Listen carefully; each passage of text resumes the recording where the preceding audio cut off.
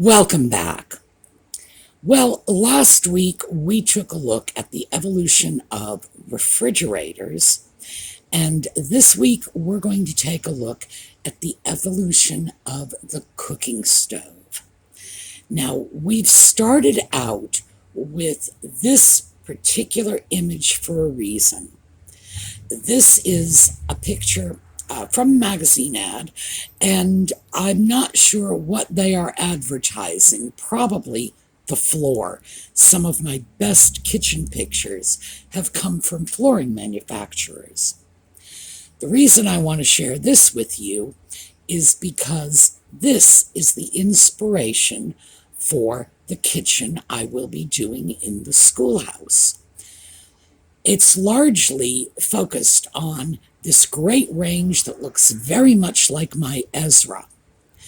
But as we go through the evolution of the range, what I want you to keep in mind is look at this picture and notice that our cooking range does not match our refrigerator.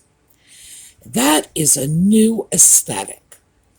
Back in the good old days, your range matched your cabinets and your refrigerator, and notice that sliver of refrigerator on the far right side.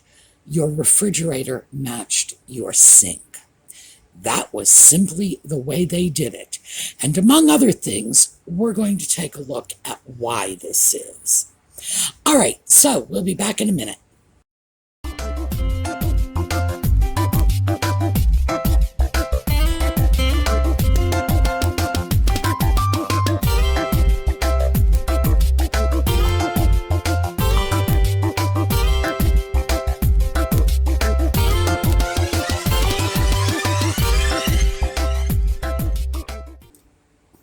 Okay, so as we move forward, we're going to keep this image in mind, and we're going to bear in mind that the aesthetic right up through the 1930s was that the stove matched the cabinets, the refrigerator matched the sink, and you can see that little sliver of refrigerator on the right. It is white like the sink. And we're going to talk about what led to that aesthetic, that mindset. So let's start by taking a look at what a stove is. If you talk to someone in the appliance industry, they're going to tell you that a stove is something you use to heat your home, and a range is something you use to cook on. It's just the terminology. We throw the term stove around pretty casually. I know I do. So we just want to keep that in mind. These were early stoves. Now, all of these stoves are around the turn of the 19th century. So we're starting off on the left with a stove that is simply dated early 19th century. And just for the fun of it, we're going to put a date of about 1810 on that. And then in the upper right corner, we have a stove dating from 1820. Below that, we have the famous Franklin stove. And that they have a date here of 1893 when Ben Franklin designed this stove. And these stoves were designed to carry heat into rooms of the home that would not have had a large open fireplace. Sometimes they were just piped into the fireplace, exhausting the smoke out through the chimney. But this was a stove. In particular, I'd like you to notice the stove in the upper right corner, because that wonderful flat top led eventually to people deciding they could cook on it. So let's take a look at what a room stove, often called a parlor stove, looked like. And this is important because this sets our collective aesthetic for the cooking stoves. This one is great, beautiful design. The fuel source, which is probably wood, would have been contained in the bottom box, and this wonderful decorative, I don't even know what I would call it, leads up into the chimney. Very pretty, and notice how heavily embossed this cast iron is. Here's another one. Your fuel source was simply contained within this lattice work. A stove like this was enameled. It came in a variety of colors, and it was meant to live in your parlor or your bedroom, somewhere where you would want the stove to be decorative as well as functional. Here's another one. This is a pot-bellied stove, and it's an early photograph. This is obviously a Victorian room. We have a highly decorative stove. Once again, we have one of those open fretwork stoves. You would put your coal or your wood into this, light it, and voila, heat. This one is another very, very ornate stove, extremely decorative. This one has not been redone, but it certainly doesn't take much imagination to picture what it looked like in its heyday. And this, beautifully enameled, I mean, right up to the stovepipe. They really went overboard on this one. This is what people thought of when they thought of stoves. Here's another beautifully filigreed piece. This looks like the one we saw before, the one I said was not restored, and this one is restored. Now here we have gone back to the box stove. This is not an old one, this is a repro, a modern replica. But what I wanted you to see about this, and this is a small stove, is the little hob on the top of the stove. The hob is that little disc that is specifically used for cooking. So even when the stoves were very small and clearly not designed for cooking in a kitchen, for creating large meals, that hob was still there. You could still put a kettle on top of that flat-topped stove and make yourself a cup of tea in the parlor if you wanted. And that thinking eventually led to this wonderful, ornate wood stove. And as you can see, it's called a range in the ad because if you cooked on it, it was a range. And this is what became the standard for cooking for almost 100 years. So let's take a look at some of those. This one is obviously a wood stove. Our Victorian lady is scooping out ashes. We're going to take a look at her again later. This is the stove in the kitchen. When they were in the kitchen, as you can see, they got larger. They had to be. They incorporated ovens, and a Victorian housewife could probably do everything we can do on a modern range on her old wood-burning stove. And believe me, I've seen old women do that. This picture, and I love pictures like these, this would have come from a magazine or a book. It is the idealized kitchen. They are great because even though they are completely fictional kitchens, this is not a kitchen anybody lived in, they were showing us what the people of the time aspired to, what they wanted their kitchen to look like. And also, we have a clarity of detail that we would never have in one of those old photographs. So this is this nice big wood stove. It even has a hood.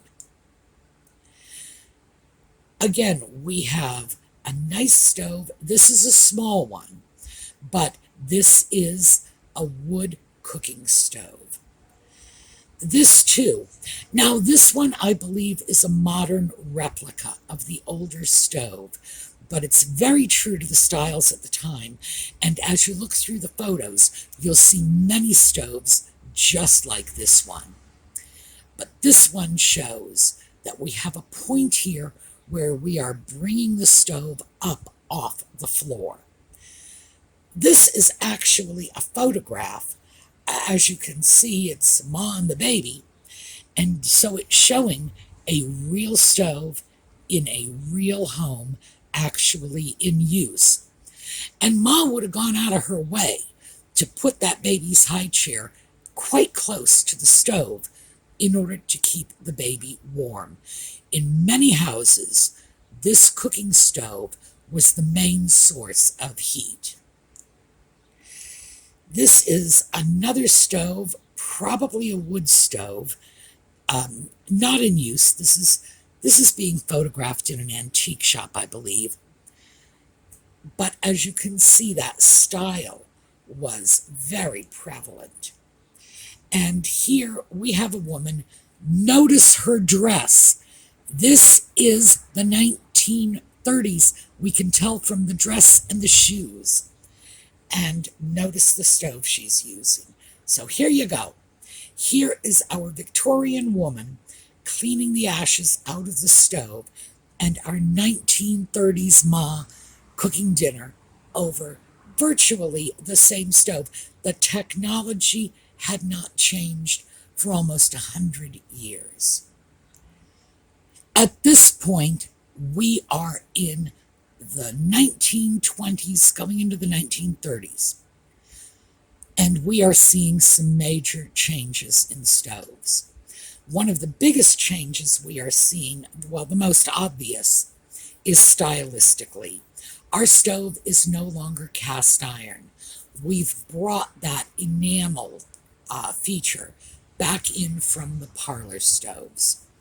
And the reason we took such a close look at parlor stoves is because that was the stylistic influence for these cooking stoves. Enamel. The kitchen was no longer a workroom hidden off from view, which, by the way, just as an aside, is interesting because when you go back to the 18th century, the kitchen was the central part of the house. In the 18th century, the kitchen became sequestered. It was a workspace. It wasn't where you entertained. As we move into the 20th century, people were, I don't want to say entertaining in their kitchens, but they were allowing people into their kitchens. The wife, the lady of the house, was using the kitchen, and they wanted it to be aesthetically pleasing. So enameling comes in. Also, another major change at this point, which is hidden, is we're now using new fuels. Now, I believe this is a wood stove. When I look at them, a stove like this is probably also either wood or coal. That area underneath the burners is housing the fuel source, whereas the oven is raised and off to the side. Nevertheless, we are seeing the changes. The stove has been raised up off the floor. It's no longer black. Now, ooh, wonderful, it's white. This is a wood stove, and as you can see, raised up off the floor, and we have a beautiful cream and green color combination, and this is going to take over as the go-to color combination for ranges in the early 20th century. This stove, by the way, belongs to Brenda, one of our viewers, and she sent me a picture of it, which was very kind of her. And I've been hoarding that picture for a long time, knowing that eventually I'd be able to use it. But you can see some obvious changes in terms of the style. And with similar ranges, the changes are less obvious. So Let's take a look at this. Again, we have that green and white combination. Our stove is raised up off the floor a little, and this is a wood stove. What we have here is probably a coal stove. Now, this stove is not made of that same heavy cast iron as the two stoves we just saw. If you're heating with wood, it's almost a given that the stove is going to have to be cast iron. This is more of a sheet metal, a lighter weight stove, something that would have gone into a city home or an apartment. But again, we are seeing something that is looking more and more like a modern range. However, notice the stovepipe to exhaust the fumes from the burning material that powered this range. This one, boy, we are seeing a lot of changes here. This appears to be a coal stove with the coal being held in that little cubby below the tea kettle, raised up off the floor. We have a raised oven, and this is starting to get close to the stoves we're going to be more used to in the 20s and 30s. And this would be those. This is a gas range, a very early gas range. We know this is a gas range because those plates under the burner are hiding the gas pipes. We have an oven and we have a broiler. The gas is going right through to the oven and broiler. But this is what we are going to see for the next 10 or 20 years in terms of a range. And once again, notice the color, green and white. Now, this is a great little stove.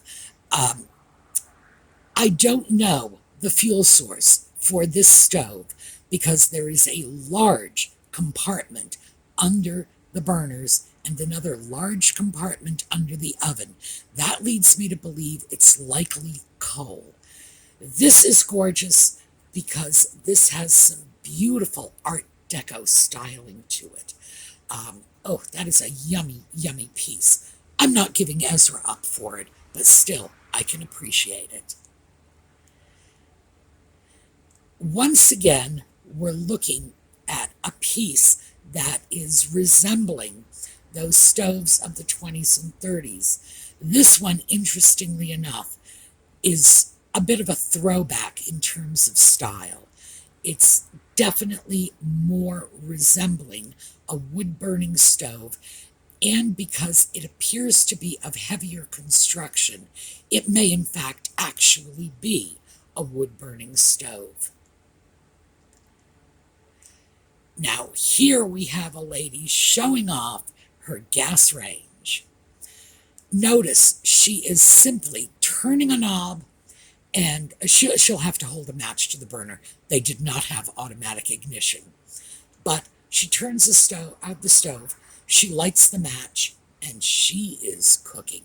She can also regulate the heat with those knobs. This was an incredible technological innovation. You could control the heat under your pots and pans, and you could even control the heat on your oven on certain models. Once again, we have a range, and this one, I can't get a very good look at the burners, but I expect this is actually an electric range. And we're going to take a little look at them specifically later. But notice the rest of this kitchen. We are talking a Victorian kitchen. And here we have this wonderful range right in the middle of it. Now, this is a gas range. It's beautiful. This also came from one of our viewers, Chris. This is a range she has tucked away in her corner. Stylistically, it's gorgeous. And fortunately, because this is such a good picture she sent us, we can really see a lot about how this range worked. And in this case, we have an oven, a broiler below, we have the 4 burners on top. You can only see 2 of them clearly, but boy, you can see them very clearly. Very, very nice. Now we're going to take a quick look at electric ranges, because again, one of the major innovations in this period was the use of new fuel sources. We went from wood and coal, and frankly, in some countries, it was even peat that fueled your cooking stove. We went from there to gas and kerosene and electric. Westinghouse and Hotpoint were the major manufacturers in electric ranges. And we're going to see some of these because there's also an interesting style difference that you'll see. Our first piece, let me see if I can, that's Westinghouse. Our first piece is Westinghouse, 4 burners, the same electric elements you would see on a cooking stove today. This one is Hotpoint. Notice we have a difference here. With the gas and kerosene ranges, more burners was better.